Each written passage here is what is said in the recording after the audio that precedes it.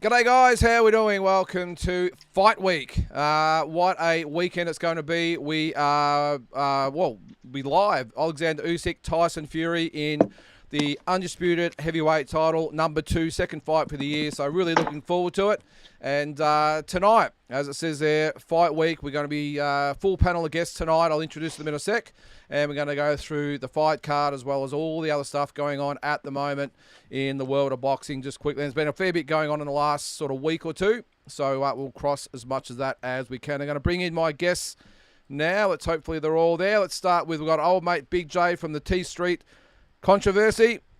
We have Jai McAllister from Channel Jai McAllister, the busiest reporter in Australia at the moment too, if I'm not being mistaken. And another one there, Daniel Smart from Max Boxing. Welcome to you all, guys. Hey. All right, so we're going to start. I'll just mute you guys there. Let's start with you, Big J. Now, obviously from the T Street Controversy, as well as your own channel and a few other bits and pieces, mate. Thought we'll get into the main event or the card as we go. But thoughts on the boxing scene at the moment? Anything catch your eye? Well, I mean, I think the controversy over the Shannon O'Connell Jazzy Par is We'll get to that. Yep. Things. I've seen the article that Jeff Fennick's not happy about it, saying decisions like that destroy careers and all that sort of jazz, which in retrospect is true.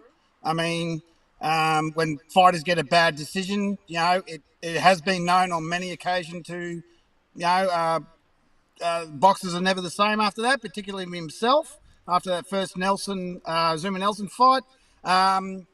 David Nika stepping up. You got to take your hat off to him to get into Jai Opetaia on January 8th on literally 3 weeks' notice. And of course, the big one, Fury Usyk on the weekend, and I think we're going to see a completely different fight to the first one. Just to touch on that. Don't forget, we've also got Dempsey McKean on that undercard. Yep. And fight versus that prospect's bloke's name who I cannot remember. So it should be interesting. And, everything in Australian boxing. This is Australian boxing's peak period during the summer, because obviously the winter, you've got the footy to compete with. But during the summer, it's literally gloves off because there's really nothing else to compete. And it's great. It's a fantastic time for boxing of the year.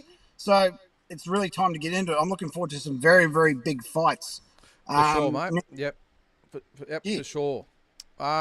All right, Jay McAllister. Now, Jay, as I said, you've been really busy lately. Not only have you been covering all the big news around Australia, I see you've been travelling and all that as well. What's the latest, mate? I've seen you interview George Rose the other day, Tim Tszyu, so you've been a busy man. Yeah, no, it's been good, mate. At the No Limit show last week, final one for the year. First chat with Tim Tszyu since his disappointing loss, so that was interesting. Getting a lot of feedback, both positive and negative on that particular interview. Big news of Jai Opetaia coming up as well, so be heading up to the Gold Coast in 3 weeks' time for that, and then. Disappointing news for Sam Goodman, was supposed to be in Tokyo tonight for his fight, so that got postponed. So I'll be heading over there in about a month's time for that one. So plenty on. Yeah, sounds like it, mate. Well, we'll go over that as well, actually, because that's obviously been massive news in the last week or so, or whatever it's been. And Daniel from Max Boxing, what's the latest, mate? You've obviously been busy this time of year as well. So much happening in not just Australian boxing, but world boxing. Yeah, Lyndon, a lot happening. Obviously, none bigger than this Sunday, our time, where we have Alexander Usyk defending his heavyweight titles against a lot heavier Tyson Fury. How much heavier do you think he'll be? Because there was talk that he's going to come in significantly heavier. Yeah, well, the first fight he tipped him at 262. They're tipping he will probably get to around anywhere between 278 and 282. Do you think that's going to benefit him at all? Well, probably tells me one thing. The first fight he obviously at 262 came come the 6th, 7th round, he tied dramatically. And that's when the fight turned. So I've only got one conclusion, Leonard. If he's going to come in at around that 280 mark, he's going to go straight for him. Yeah, you would think so. Well, we'll cover that in depth as we go. But first, I want to just cover off a couple of the other things that have been going on. I know just then we've just skimmed the surface there. But Big J, I'm going to start with you because you've been pretty vocal about this, and we've gone about this on Talking Boxing a couple of times now with the Jazzy Par Shannon O'Connell thing. Now, I just want to quickly read out a post that Jazzy Par's actually put out tonight. Now, I'll admit, I was a little bit, what would you call it? Trying to think of the right word. Well, thought she was a little bit immature in the way she handled it. Jazzy, I actually scored it for her, but I thought in the aftermath it was maybe a little bit over the top. But she's had a week or so to think about it, and she's actually said this is a tough sport. There's always going to be ups and downs. The loss is going to teach me a lot of things. Losing really sucks, but in reflection, I'm young, fit, and healthy. Boxing has helped me grow as a person in and out of the ring, and I'm only just going to keep learning. 7 pro fights. I'll just keep chipping away. And then thanks for following along the journey. And more importantly, congratulations to Shannon on the fight. She deserves the win. So I was really impressed with the way she's had a good think about it, had a week just to decompress, and a good way to respond, and pretty classy in the end. Yeah, absolutely. I mean, you got to remember she's been very well raised by John and his wife, whose name I cannot remember. And John will be sitting there guiding her the entire way. So why initially she was upset, and she probably had every right to be because she thought that she won the fight. That's exactly the way to deal with it.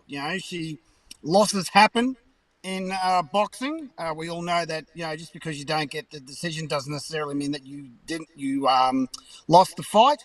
I think it's 50-50 out there, that most of the people I've talked to have all said that, if for just as many people that said Shannon won, there's just as many people that says Jazzy won, and I decided it was a draw. I couldn't see either girl. They gave as good as they got. I mean, it wasn't very entertaining. It was a very good fight, but I couldn't decide for a winner. Therefore, I call it a draw. Yeah. So, and Jazzy will be back. I mean, I said it at the start. I thought it was a bit of a lose-lose situation because if Shannon wins, okay, she beats a novice. If Jazzy wins, she beats a woman, literally old enough to be a mum, so twice her literally, age. yeah. Well, Shannon's 42 next month, and Jazzy's 21, so she's literally twice old enough to be a mum. So, but I think the aftermath of this will be Shannon goes on, or they'll do an immediate rematch, which obviously it warrants. Whether or not No Limit are going to do that, I don't know, because maybe they want to give Shannon one more crack at a world title. And the problem with that is, and this may sound harsh, is that TYSON will kill her. The Japanese girl will probably box her ears off. Nika, that would be interesting if she gets over Hughes, though. I wouldn't warrant a rematch between those two. That would be very interesting, because Shannon did get her the first time. And people thought that was a close fight. I thought Shannon won that first. Yeah. So, but then again, how many years ago was that? 3-4 years ago? When was 3 that? years That was ago. Monday. 3. Yeah, Monday. Yeah, so Mundine Zarafa, yeah. Yeah, and Shannon's not the same fighter she was 3 years ago. Yeah. So it's interesting, but anyway, hopefully they Jazzy, she's 21. She's got plenty of time to move on. In a year's time, everyone, she'll move on to the next thing. So Yeah. sure. Jay, now you actually did the interview, I think, or part of the interview that pretty much went viral with Jazzy Par. What was the thoughts interviewing her? And do you agree with maybe there should be maybe a little bit of a waiting period after the fight before we stick the microphone in front of their faces? Yeah, it was an interesting one because she was obviously she thought she won the fight on the night, and then it's probably no more than 5 minutes, and then she had about 5 to 6 journalists around her, sort of probing her thoughts on it. So She yeah, doesn't maybe mix words either. no. So maybe in some of the bigger fights that the fighters go to the sheds and it'll take a bit of time for them to come out. But on those smaller ones, they sort of just grab them straight away. So probably on reflection, she probably would have congratulated Shannon on the win and wished her all the best, and still said she thought she won the fight. But it's raw emotion. So yeah. And Jay, you're getting a bit of love here. Cal says, evening fellas. Jay, you're a great interviewer. Cheers. And this one, I've been waiting for this one. Andrew loves to get stuck into Tim about Zarafa. Jay, great interviewer. Asked Tim why he won't fight the Z-Man, so Zarafa. And he was pretty adamant. He said, don't even bring it up. Don't want to even mention his name. Yeah. Yeah, the Zarafa Tim thing's an interesting one. I just don't think that fight's always going to be there for Tim. And if he's in his prime right now, and he believes that he is a world class fighter, now's the time to do it. You know, the Zarafa fight's always going to be there in a year or two if he can't continue at that world class level. So yeah, that's what I would say his response would be to that one. Well, it's good that I'm really glad there's some comments about the interviewer, mate, because I reckon, as I said at the start, you've been one of the busiest reporters around and doing great stuff. Dan, you're the other one that's obviously doing great things for the Aussie boxing scene. Firstly, just quickly, what did you make of the Shannon Jazzy Parr situation and then the Tim Tszyu Zarafa comments? Yeah, well, I mean, I was watching along with you, Lyndon, and I had it 78-74 for Jazzy, and then obviously read a few comments back online. Decided to go back and watch it again, and I didn't sway from what I first saw. And you had it 78-74 for... I had 78-74 for Jasmine Park, yep. I don't waver from that. As I said, I went back and watched it the second time. I thought Jazzy did a great job of coming forward. She was landing shots. She dictated the fight. Shannon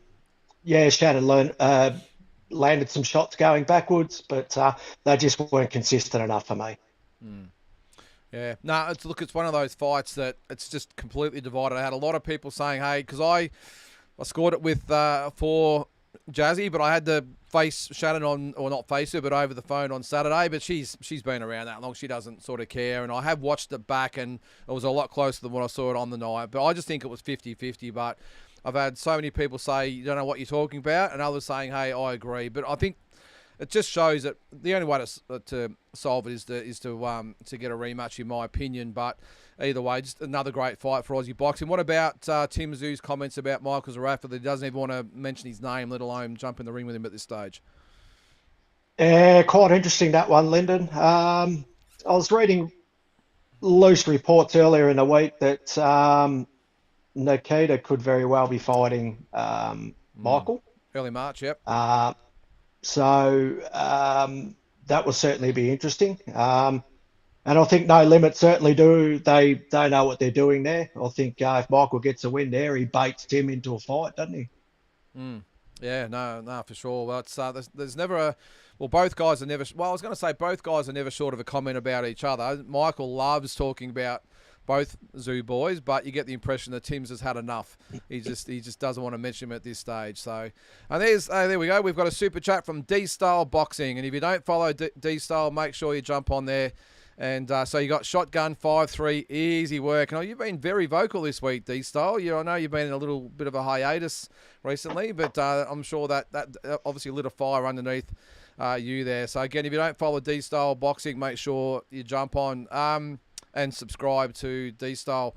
Now, BJ, Sam Goodman. Now, was it a stay of execution or just one of those things that happens? I think it's just one of those things that happen, even though, I mean, you can go far back as George Foreman when he got that freakish cut. What was it, a month or so before he was supposed to fight Ali? 6 weeks or something otherwise, yeah. Yep. Tyson Fury with the first Usyk fight. I mean, people are always going to say that, it's been done on purpose because he's not ready or something like that. But this is... I mean, I think it's just delaying the inevitable. And we all love Sam. We all want him to win. But, I mean, as I said on T Street's channel, he goes from a 10% chance down to a 5% chance now with this cut. Because once, in a way, focuses on it, that's going to be the end of him. So, I mean, it's basically Liam to a slaughter. He's going to get, pretty much, well, I think being annihilated is probably a bit rude, but he's going to get beaten convincingly. I'll be generous. I'll say it'll take, in a way, 8 to 10 rounds because he has been knocked down. He's performance against TJ Doherty wasn't the best. He should have knocked him out in 4 rounds. It took him 7 rounds. So I'd say 8 to 10 before Inoue gets a hold of Sam, and that's night. Thanks for coming, mate. Pick up your check on the way out the door. So It's a big I want to payday be too. wrong. Yeah, I hope Sam Goodman hears this, gets me on the phone and tells me I don't know what the hell I'm talking about, because I'm more than happy to talk to him about it. So if he does win, I'll gladly eat, humble pie and ask for seconds. So this will be the biggest win in Australian boxing history, if not the win of the century. It'll be bigger than when Jeff Pacquiao. Yeah, And I'll say that. I agree. So yeah, I agree. So I hope he makes me eat shit and like it. So Yep. Yeah, no, with that, Jay. Now, is it right? You were actually booked to go over there. So, firstly, how did you feel when the news was announced? And secondly, what are your thoughts on the rescheduled January 24? Yeah, it was devastating for Sam. I actually didn't believe it when I first heard the news. But yeah, just devastating for Sam, because obviously, it's an opportunity of a lifetime, win, lose or draw. This is what they do it for. This is what they dream of, So yeah, for me personally, it was disappointing, because I would have been landing there about right about now. But it's not the end of the world for me, because you get to spend Christmas back home, and then That's a good. How'd you go with your flights and everything? What you were able to just delay it, or how does that work? I lost a little bit on the cancellation fees. Okay. So I lost about $500 on that. So wasn't ideal, but I reckon rebooking it in January is going to be cheaper than on Christmas. So I reckon I can make it up on that end. But no, I actually saw that video that Main Event put out yesterday of Sam's eye, and it looked a little bit more swollen than I thought it would be. So it'd be interesting to see what he does with sparring and his training heading into the rescheduled fight. So you got 5 weeks. So yeah, I would think that he would probably, obviously this week he would have off, maybe 1 more week from sparring, and then maybe start to get back in that. Maybe they think he's done enough sparring already, and they've just got to top him up in a couple of weeks' time. But it's a really tricky one, only putting it back 4 weeks, I think, just by going through fight preps and that in the past. It's really hard, one, to pull the reins back and almost reset and go again, especially when you've got to tie in the sparring side of things. It's going to be interesting how they do it. I've got a feeling he'll be okay. I think they'll really pull him back for 2 weeks and give him a solid 2 weeks, and then he'll obviously be over there for the fight. So yeah, it's fascinating. So so you'll obviously be back going over. When do you head off? January 21st or the 20th of Jan. So go up for the Opetaia one on the 8th, and then week off, and then head over to Japan. So should be good. It's a tough gig being a reporter, mate. I would love to be there as well. Dan, what are your thoughts on the Sam Goodman situation? Do you give him or do you give him a chance to win? Or, I mean, obviously Big J, who tells it the way it is. Honestly, what do you think his chances are against Inoue? Yeah, look, he's going to be up against it, Lyndon. I don't think any of us that either work in the boxing media or pundits or people that follow the sport are under any illusions that's the case. It's going to be a tough assignment for him. The fact that he's got this fight is a real testament to him, because he's a guy that's really worked his behind off for a lot of years on undercards of no limit shows, and eventually working his way up to headline one. So a real credit to him and his team. They've brought him a hell of a long way. He deserves his shot, and look, good luck to him. I really hope he acquits himself well and does himself, his family, and his country proud, and I'm sure he will. Yeah, and I think that's above all. I mean, there's a lot of people, who love laying the boots and this sort of stuff. I just think, even though I think Inoue wins very convincingly, I admire Sam that he hasn't waited out in a way to go up to featherweight. He wants, as they say in America, all the smoke. And regardless of what happens, I think it's a pretty ballsy move getting in the ring with Inoue, mate, because he's a killer. Well, we'll continue with you, Dan.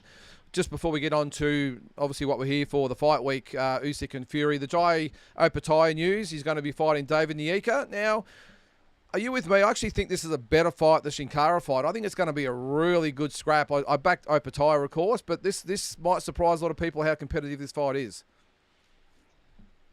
Yeah, 100%, Lyndon. When I first heard the news, I liked it. I liked it. I got excited. I think David's probably got a little bit more development in his career, but why not?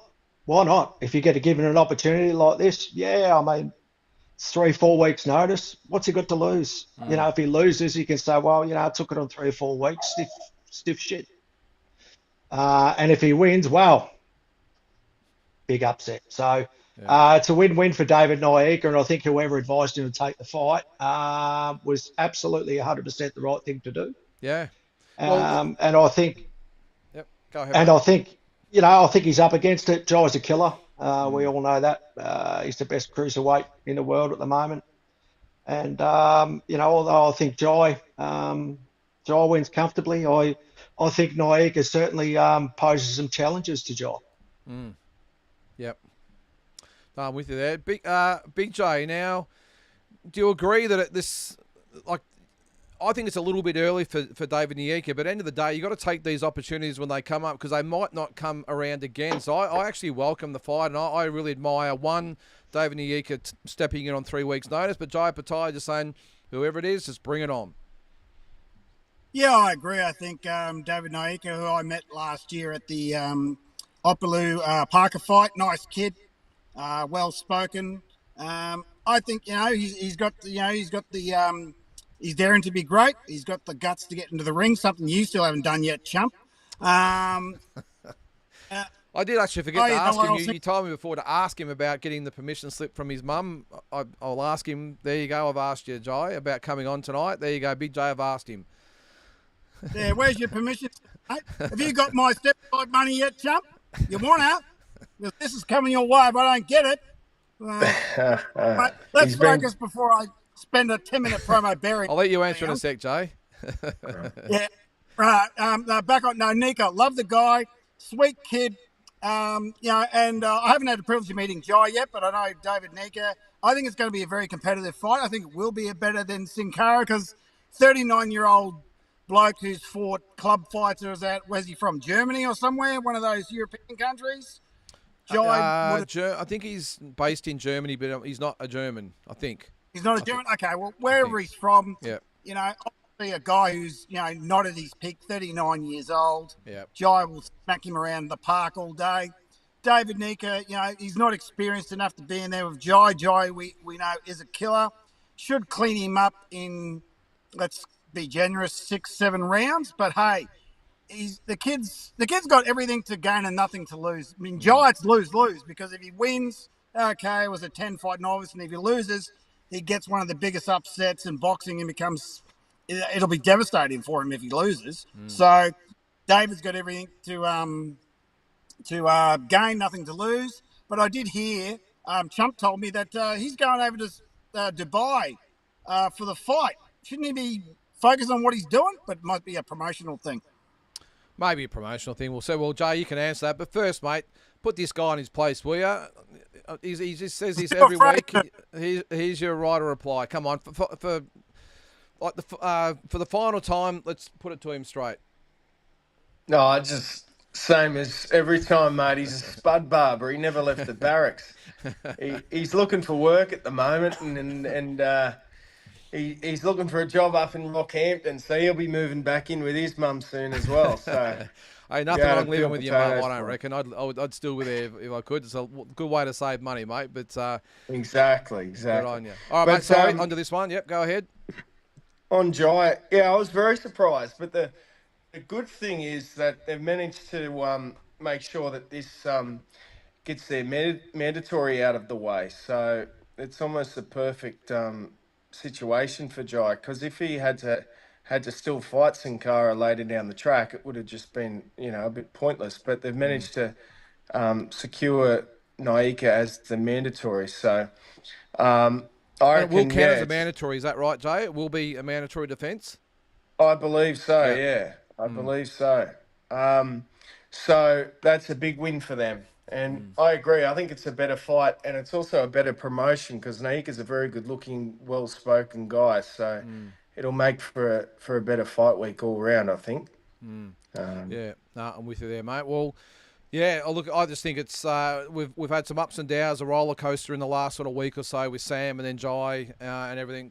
So I think it's ended up okay. We've got Sam Goodman a month later, and Jai gets another opponent on 3 weeks' notice. So let's get into what we're here for. It's fight week. It is Alexander Usyk versus Tyson Fury 2. So Daniel, we're going to start with you. First of all, we'll get into the card. Look, I don't know with you. Do you agree with me? It's not the biggest card I've ever seen in reality. If anything, it's probably the weakest card they've done. Do you really get into the whole thing as a total, or you only care about the main event? Oh, look, I think there's a couple of fights on there that, obviously I'm looking at. Well, Dempsey McKean, obviously. Yeah, obviously Dempsey, and there's one fight that has really got me interested in that, and these guys could almost be brothers because they look and fight very similar, and that's Dave Allen and Johnny Fisher. I'm looking forward to that one at heavyweight. Yep. So that'd be a good fight. Dave Allen's obviously his comeback fight, and Johnny Fisher slowly going through the ranks now, and I think 2025 is going to be a big year for Johnny Fisher. I rate him.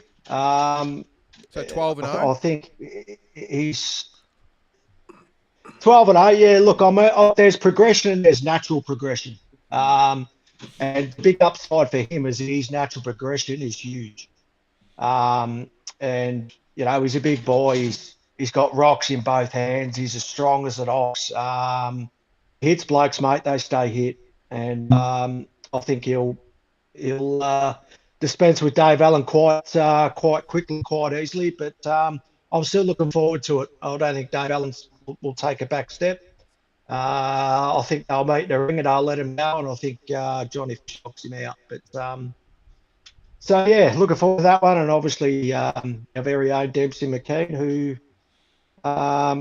fights again and come around the UK. Seems to be quite a few these days. In Moses Oitama. So not many people give Big Dempsey a chance there, but I give him a chance. I think his length will pose a lot of problems for a guy that's only had 10 fights. So I certainly don't rate Dempsey in this one.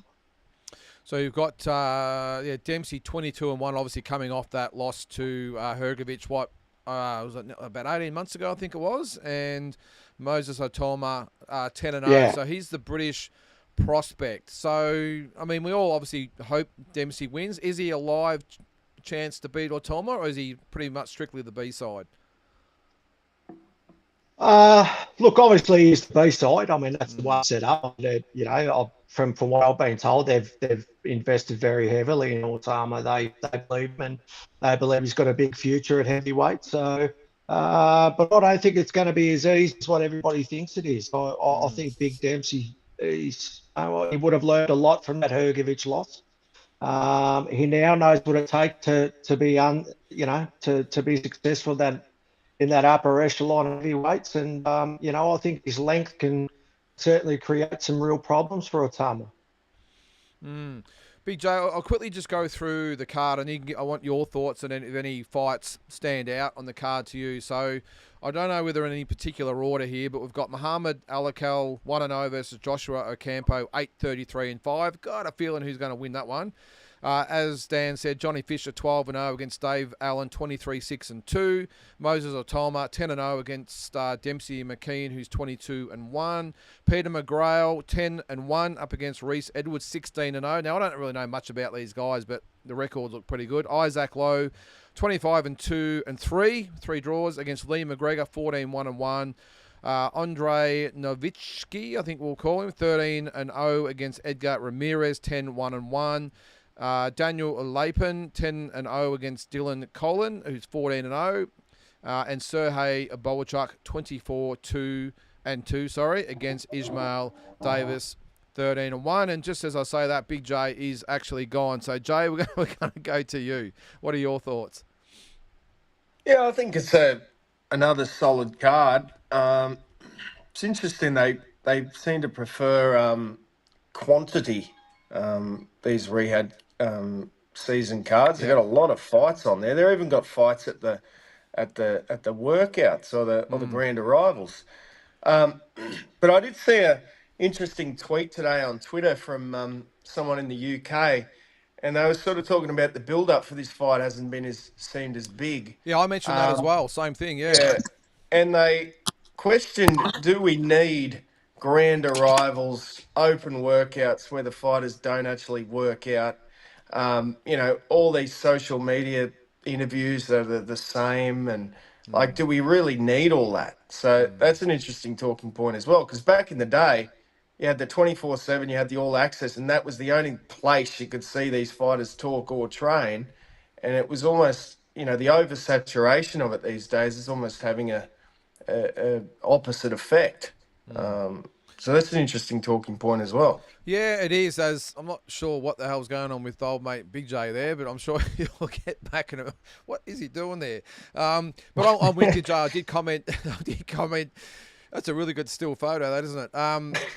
I did comment on walking boxing exactly that. That the build up one is not really what it used to be. It seems to be like it's all just fight week now, and there's no real build up. There used to be on mainstream media all those big fights back in the day, and almost seemed like months or something in the lead up to it. But it's all. I understand the way we consume things has changed. But I'm with you because the open workouts, it just going through the motions, really. They may as well just get up and just have an interview or whatever because they don't do anything. The grand arrivals, you can tell the fighters don't want to be there. It's just, yeah, it's a bit a bit interesting. I'm with you with it actually. Dan, before we get Big J back, what are your thoughts on that? Do you agree? Do we need all the hoo ha? Oh, no, I don't think so. I think, as Jai pointed out, I think in years past, especially when Mayweather was at his peak with HBO, the 24/7 access or whatever it was, and that was good enough. I think it gave you an insight into both fighters' camps, and it was produced and edited very well. So I don't think you need with the open workouts. I mean, both Usyk and Fury were brought in on a boat or something. It took them 12 minutes to get to the ring. I mean, that's embarrassing for me. But that's just my opinion. But yeah, I don't think we need all the hoo-ha. But having said that, look, I mean, yeah, the lead-up's been quiet, but does it need to be sold? Yeah. Well, you think in this instance, and Big J, we'll bring you in, mate. Hopefully you're with us this time. We got a lovely screenshot of you just when you dropped out there. So we might use that as your profile picture on your social media or something. But can you hear us, Big J? That's probably the main thing. Yeah, mate. The phone's just having a bit of a sook, so It's all good, mate. I gave it a couple. I gave it a couple of slaps, so it's good. So. All right, we're just talking the undercard. What do you think about the undercard as a whole, and also Jay brought up a really good point. Do we really need all the grand arrivals and all that sort of stuff? Do we just concentrate on the main event? No, well, I mean, for a country like Saudi Arabia, when there's not going to be that many people there, no, I don't think we do. So, I mean, the undercard is a bit weak. And how much money is both Fury and Usyk being paid? 100 million between the pair of them? More? That's a good question. I'm not sure. Do any of you guys know? I think Daniel does. How much they're being paid, mate? Yeah, Usyk around about 160 million and Fury 85. So he's only getting half the money. That's crazy, isn't it? It was 85 or 90. I think it was a 60-40 split this time around. Okay. Yeah. Oh, well, maybe it was in the contract that if there's a rematch that is the split. But you would think that even though Usyk won the first fight, that really pretty much Tyson Fury is the face of the promotion almost, isn't he? So, yeah, anyway, I'm sure he signed the contract, so he would be all across it. So, Big J, the rest of the card, does any of the fights really stand out for you apart, obviously, from Dempsey McKean? No, not really. And with this massive fight, what do you expect? The attraction is the rematch. I mean, they could put virtually anyone on the undercard. So it wouldn't matter because I don't think anyone would pay any attention. And of course, for us here in Australia, the main event is not going to be on until the show starts at 2:30 in the morning.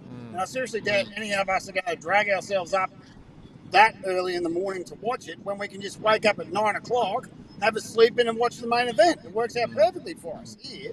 So, but are we talking about predictions yet?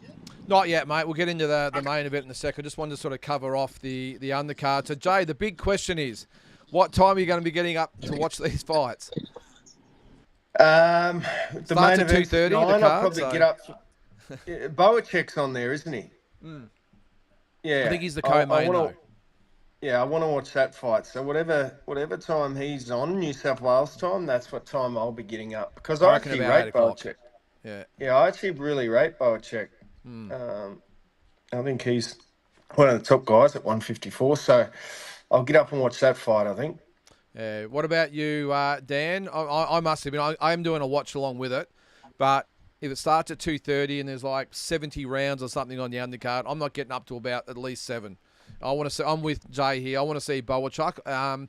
Depends on Dempsey McKean. Looking at the box rec card at the moment, he's well down the order. So apologies, Dempsey, but I ain't getting up at like 4 o'clock in the morning to watch it, mate. I think I'll watch it later on YouTube. But I'm with Jay. I'll be Sergey Boacek and then the main event.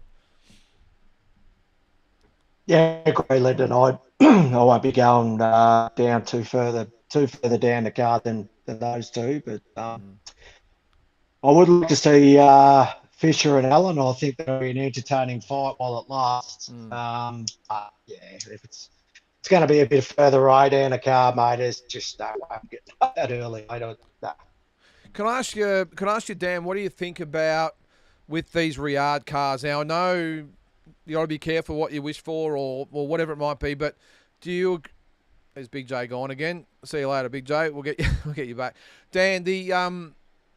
I sort of lost my train. Oh yeah, the card itself. Do we need as much content as we're getting at the moment for these Riyadh cards? Content is as in the amount of fights. The amount of fights we're having. On the card, right?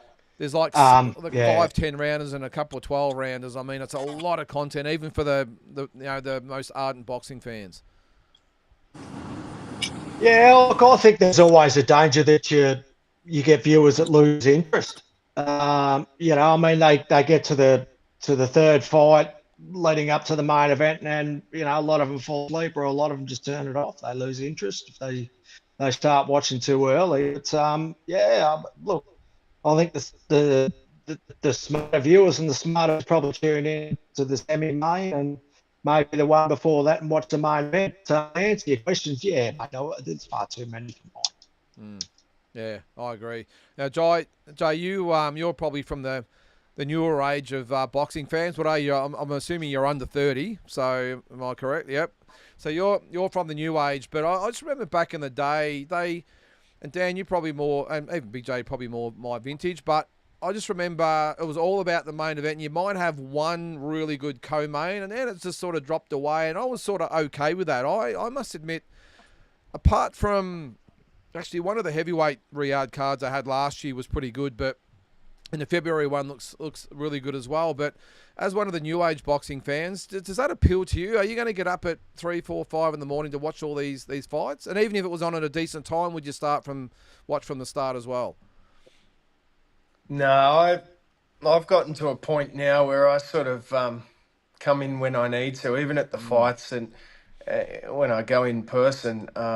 When I first started doing this, I used to go from the first fight to the end, and then you just get exhausted. So you just know what you need to get on fight night, and you rock up and you get that. So it's pretty much the same mentality on these fights. So if Dempsey McKean was a bit higher in the card, I'd love to watch him fight, but it's just too much. Because it's not just that, is it? Because now they have the raffles and they have, everyone bow down for Turkey Al Sheikh for half an hour, and then they want an interval, and then they want to do all the I mean, it's a long, long day, and geez, it's it's even obviously for us Aussies as well. Just one thing, Jay, do was it going to do you like? There's not much we can do about it, but do you like the fact they're in Saudi Arabia? Would you prefer if they maybe took them offshore and maybe worked something out where they could get them in England? Or I know they've done the American one, but do you think it just lacks a little bit of atmosphere over there? Yeah, I mean, I'm sure if we were over there, we'd all say it was the greatest thing we've ever Yeah. been to. But Yeah.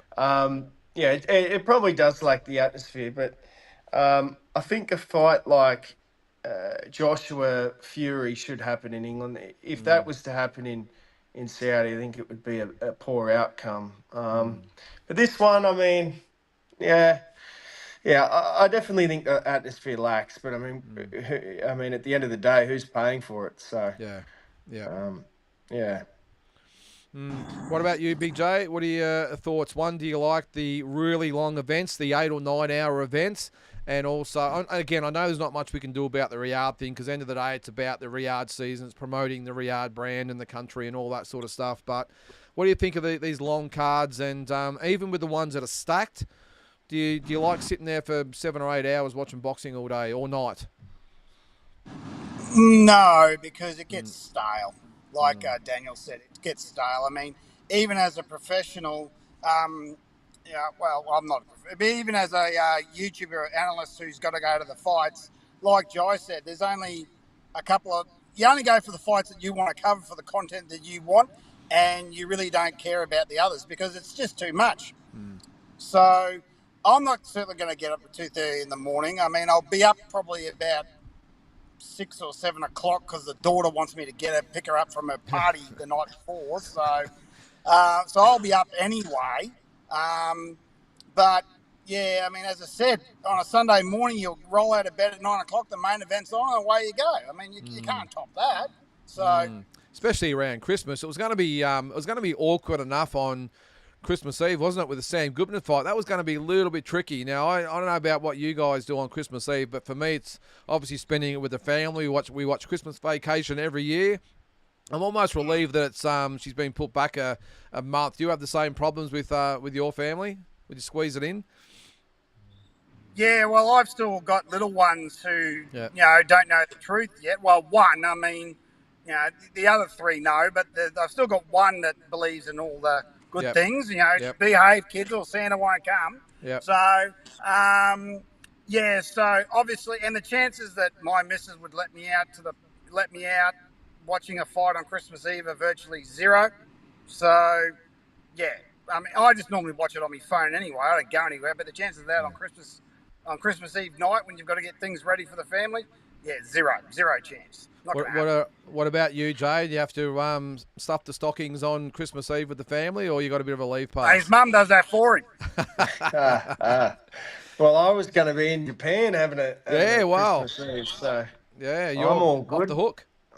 I'm all off the hook, but it does get too much because when you're like us, I don't know about you guys, but I talk probably boxing all day on the phone to about 4 other mates. Yeah, I'm the same. So watching 10 fights to start the day is probably just a little too much. Is it just me or all us boxing people? We all seem to have a lot of time in our hands because I'm with you all day. I'm getting messages and phone calls. I'm trying to work here, guys. Do you guys actually work? And it's just all day, especially when you've got a YouTube channel, I suppose, and you're on sort of every day. Everyone's bouncing things, articles being sent to you, and what are your opinions on this, and what are your thoughts on that, and how's Neil? Where is he? All this sort of stuff. So, but it's a good day. But so what are you doing this Christmas then, mate? You're back off the hook. You're with the family.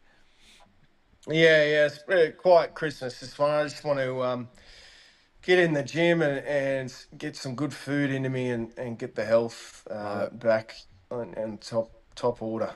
All right. Well, let's get into the main event. Alexander Usyk, 22-0, defending the undisputed. Well, I'm going to call it the undisputed because I still regard him as the undisputed champion. He never lost it in the ring against Tyson Fury, 34-1-1 for the WBA, WBO, WBC, and IBO World Heavyweight title. So, Daniel, break it down for me, mate. First of all, just first thoughts on the fight. What do you think Tyson Fury has to do differently to get the win? And obviously, thoughts on the fight itself. Yeah, well, as I mentioned earlier, Lyndon, he weighed in at 260-ish, 262 to be precise. And they're saying anywhere between 278 and 282. So weighing in at 262 last time, he gassed out by the sixth. So the way he was fighting, when you move around the ring as much as he did, it's bound to take on a later round, and he slowed down, and Usyk almost caught up with him in the ninth when the bell saved it. So this time they're saying Fury might put on 18 to 20 pounds, which tells me one thing: he's going to go straight for him.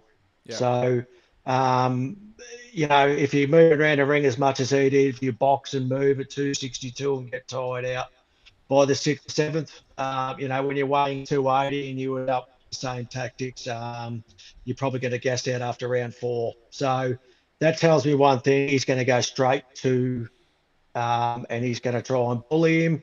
He's going to try and lean on him. He's going to try and do what he did to Deontay Wilder. He's going to be aggressive, et cetera, et cetera. Having said all that, Usyk isn't Deontay Wilder. For me, he's not pound for pound. He's sitting right on top of the tree. He's a lot smarter. He'll prepare for everything. He's just a good boxer. He really is. He can fight going forward. He can fight going back. He knows when to attack. He knows when to back off. He's always second to none, mate. I expect him to win this fight, and he'll win it this time convincingly. Well, just looking at the weights there, Dan. So, like you said, like last fight he was 262. Before that, he weighed 277 and 3/4 against Francis Ngannou. 268 before that against Chisora. 264. So he's sort of fluctuated anywhere. Well, then he's 277 against Wilder, and that probably is more to the point you were saying. He went down a little bit in weight, but when he was heavier against Deontay Wilder, he liked to lean on him and rough him up, and he bullied him. Yeah, so if he's going to get back to, I don't know, it's a tough one. So you obviously think even if he does come in, and I don't know, someone said before about, I think it was Andrew said about, or someone, no, hang on, it was GG Allen said about stone. I don't know how many pounds are in stone, but if he comes in about 15 pounds heavier, stone. Okay, all right. So do you think that really helps him, or it actually makes it a little bit harder for him to chase Usyk? Well, I think, I don't think he touched him around the ring because he tried that last time, and he got to the sixth, seventh round, and he was puffing. So he's not going to do that if he weighs in at say 278, 279, 280, which they said he will. I think if he does that, it's just gonna end disaster. He's gonna gas out by the third or fourth. So if he's put on that extra weight, there's a reason. He's gonna go straight for Usyk, and he's gonna smother him. He's gonna lean on him. He's gonna try and do to Usyk what he did to Deontay Wilder, and he's gonna be aggressive. He's gonna throw punches. But as I said, look, Usyk's not Deontay Wilder, Lyndon, and Usyk will be prepared for everything, mate. He's the consummate professional. He's a technical genius. He has one of the smartest IQs in the game. And as I said, mate, I'm expecting him to win even more convincingly this time. Yeah. BJ, do you think that, let us know, do you think that Usyk has to change things up? Is it more on Tyson Fury, or Usyk's obviously got to be, or do you think he's got to be looking to change his game plan as well, based on maybe Fury being a little bit more aggressive? And has Fury got what it takes to change things up and actually beat Usyk this time? Well, absolutely. I do think. I mean, both guys need to change their game. If they fight the same fight of the first fight, it'll be exactly the same result. So, but I think, Daniel, personally, I think Fury's more dangerous the heavier he is, right? Because the second fight against Deontay Wilder, I think he was 277, and he blasted Wilder out of there. He was heavier again in the third fight, and that was an even better fight. So, I mean, Daniel's right. Usyk is not Deontay Wilder, but then again, Usyk hasn't had a 280-pound, 6'6" man lean on him. So, and plus, the fact that people keep forgetting, Usyk's belly is very, very weak. I mean, Daniel Dubois dropped him. So If Did I he was though? Fury, the first, Was it a low blow? yeah, I don't think that was low. I think that was a legit punch, and Dubai should have won that fight. That's my opinion, and I think, and because he's been, who else gut shotted him and gave him problems? Was it AJ that gut shotted him or someone else? There was another fighter that gut shotted him and gave him dramas as well. So the first thing I'll be doing with Usyk is whacking him as hard as the guts as I can. So more than one person's got him in trouble from body shots. So that's what I'll be doing. And I think Daniel's right. Fury's going to come in heavier, all right, and just go straight after him because that's exactly what you need to do. So I found it very hard to swallow that Fury got beaten by a guy that was 5 inches shorter and 40-pound lighter. So, and I agree with Daniel. Based on that fact, the fact that Usyk beat someone that was far taller and far heavier than him, that makes him pound for pound number one because no other division in boxing where you have that sort of disadvantage. So even if you're fighting Fendora, he ain't going to be 50 pounds heavier than you. So Yeah. I think that's for sure he should be number one. And he defends his belts, which is another tick in the box, unlike Crawford, who just collects belts and then goes to the next division. So, but yeah, I think there's going to be a completely different fight from the first one. I think if anyone thinks the first fight, it's going to be a completely different fight. I really think Fury's going to go after him, smother him, gut shot him. And just, I think because he said that he hasn't contacted his family in 3 months. I think he's been doing nothing but focusing on the fight. I thought he didn't take that first one seriously because he'd been calling him the middleweight and all sorts of shit, and he's blown up cruiserweight and he'll get destroyed. I think Fury mucked around in that first fight, and I don't think he's mucking around in this fight. So I expect a completely different fight and a Fury win, which means we go to a trilogy. Yeah, well, that does make sense. Jay, I just had a comment there from Andrew. It's a good comment or observation. Tyson's weakness is he can't concentrate. Look at all his fights in Wilder. He always gives his opponent a chance.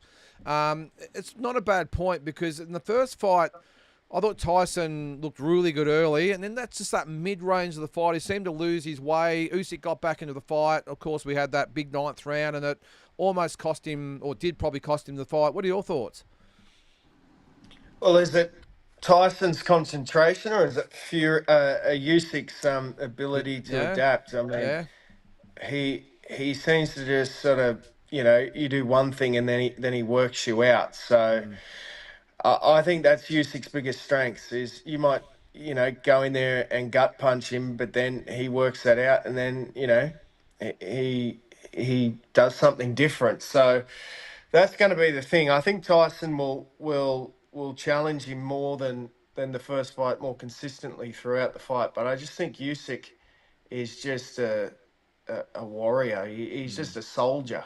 He just keeps coming, works it out, and just finds a way to win.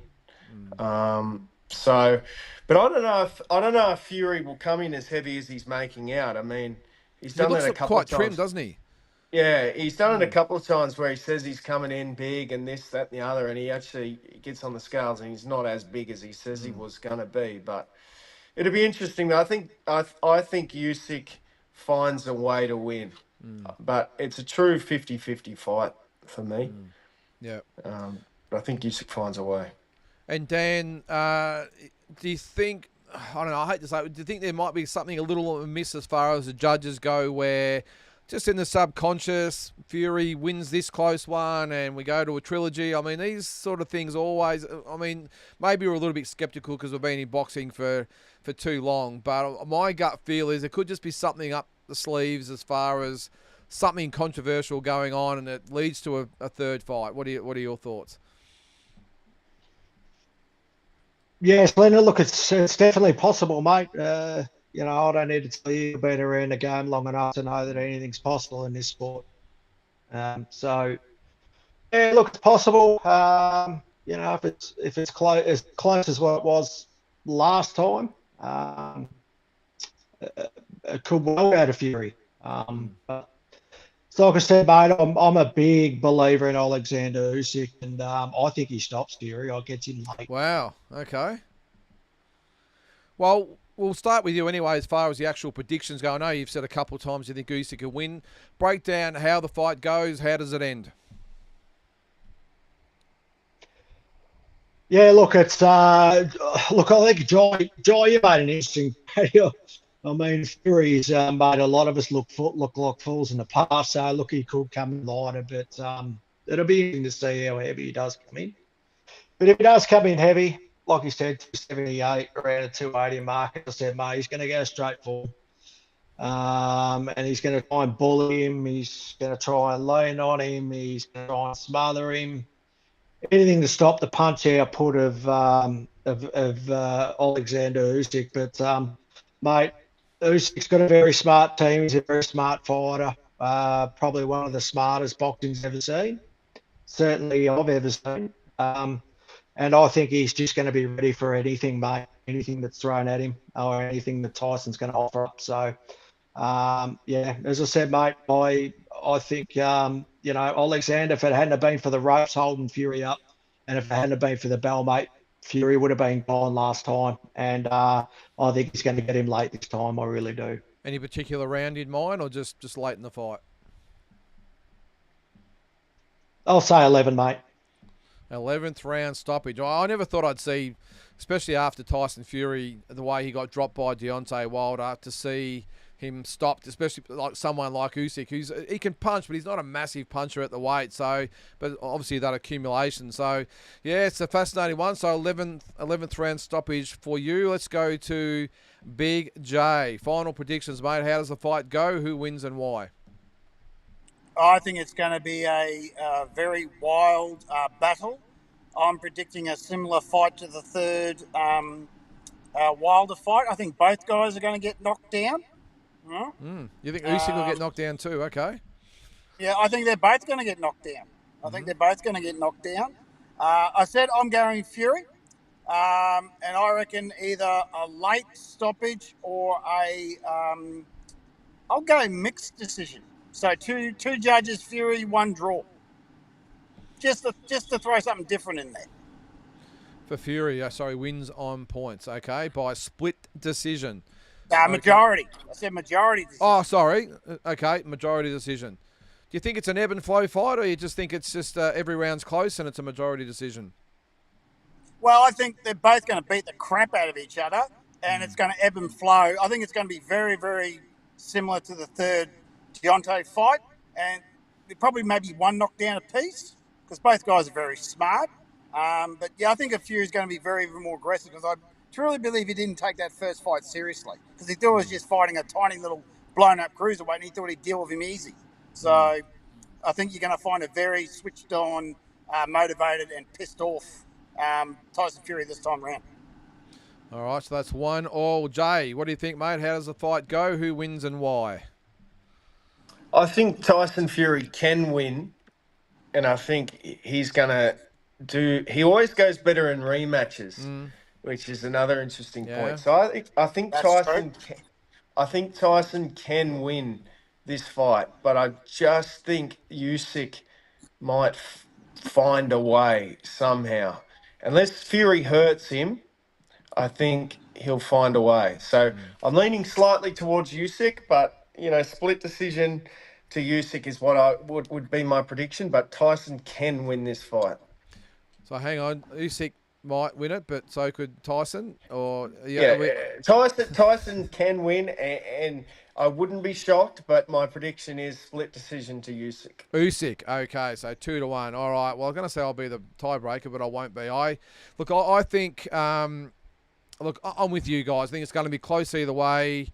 Actually, Dan, you said that it was going to be a stoppage. I think that Tyson Fury will come out strong. I think Usyk will maybe play it safe for the first 3 or 4 rounds. He might come back in the middle rounds.